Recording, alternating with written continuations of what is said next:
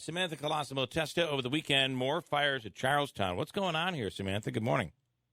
Hey, guys. Good morning. Morning. So I just want to wait before we get into this other pretty stuff. I just want to point out that Derek Jeter was the true savage of the Yankees baseball team. Yeah, I mean, don't you agree that I don't even think there's a debate over? I don't even know why he asked that question. That was like the stupidest thing. Okay, I was looking for a little reassurance of my point. Yeah. Thank you. I'm sorry. Thanks for. Whoever asked that, I'll never ask that question again. Yes, it was a stupid question. If you look at Derek Jeter's goodbye, and I mean, every stadium he went to, somebody did something for him. Anybody that's ever retired, nobody's ever. In fact, the only debate that's out there is should relievers become Hall of Famers. I mean, that debate actually existed, and I disagree with that because I think Rivera is definitely a Hall of Famer. But that is a debate that people actually are having. Yeah, why do they have him then? You have a reliever in the game to end the game for you. Mm-hmm. So, I mean, why not honor them?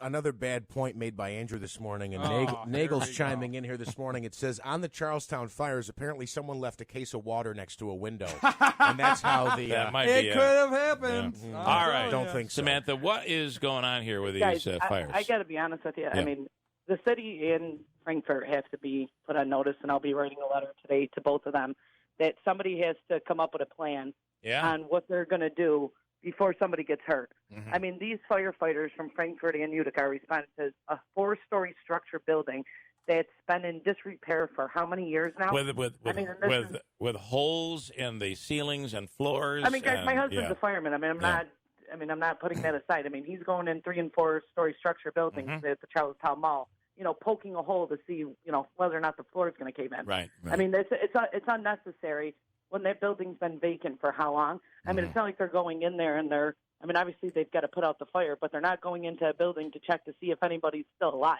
I mean, it's not like it's a life or death situation. I mean, and it's coming to the point now that this is the second fire that they've had within a month. I mean, what's going to happen? I mean, my solution would be let the thing burn down. I mean, what else? Well, so what do you say? You're not salvaging anything. I think it's the end of life for the Charlestown Mall.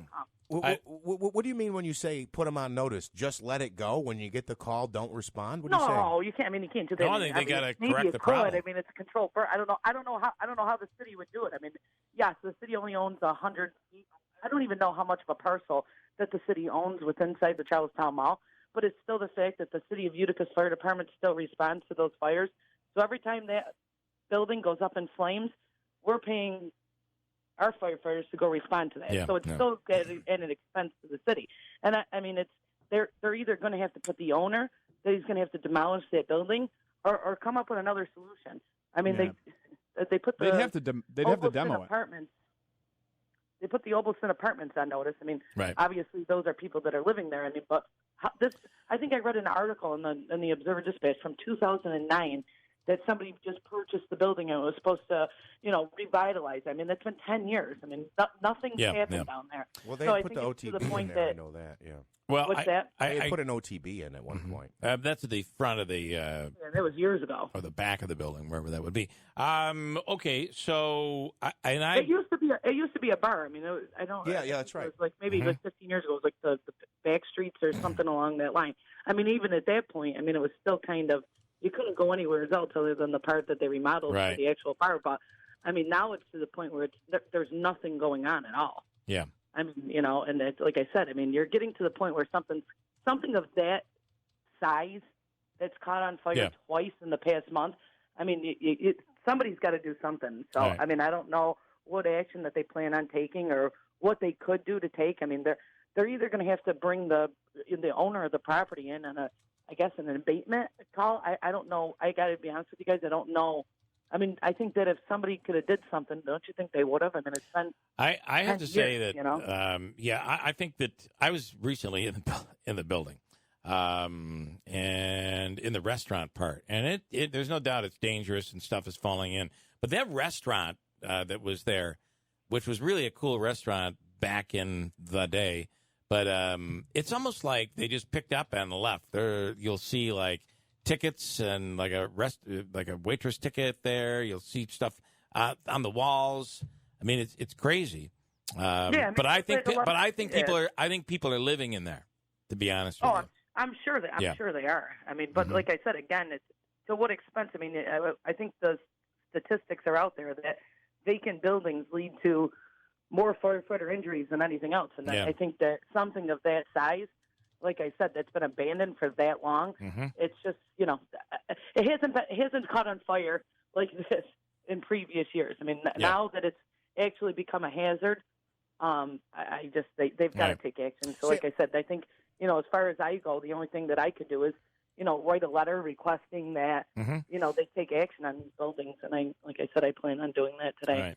Well, listen, it's probably the answer is going to be demolition at some point. Something's going to have to be done over there because the state's going to end eventually coming in.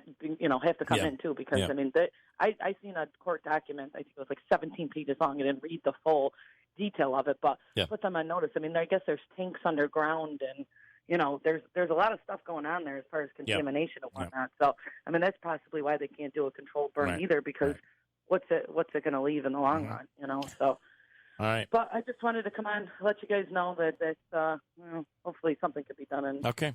And from the wife of a firefighter, these guys, there's no doubt they're being put in harm's way. So, all right, Samantha, thanks for the time. We appreciate it. All right, guys, take care. All right, Samantha Colosimo Testo. Now, when you were in there, were they still serving lunch? Yeah, they were. I'm serious. Bill, I always tell the story about, listen, I guess it was 15 years ago now, I had a kind of a side job where I was working for Gaetano Construction, and we would do he's got some apartment buildings, we would go in and repaint them and stuff, but that was where we would meet in the morning. That's where he had an office at Charlestown, and they would still serve lunch. I mean, it was only the working guy. It was only probably 5 of us who were on the. Well, they weren't serving lunch in this place. This was the original restaurant in the mall part. They weren't serving lunch there. How many years ago are you saying? Like 15. Well, I guess right in where the courtyard is, the lobby. When you go in through it's got the orange covered booths. Yeah. Oh yeah. They were 15 years ago. I swear. Wow. And Bobby, for years ran I guess I don't know if you call it a diner. I guess I remember that. Yeah. Yeah. Well, they just picked up and left because you see. Yeah. It's just like they just picked up and decided we're not coming back, and they left the stove on too. The stove was left on.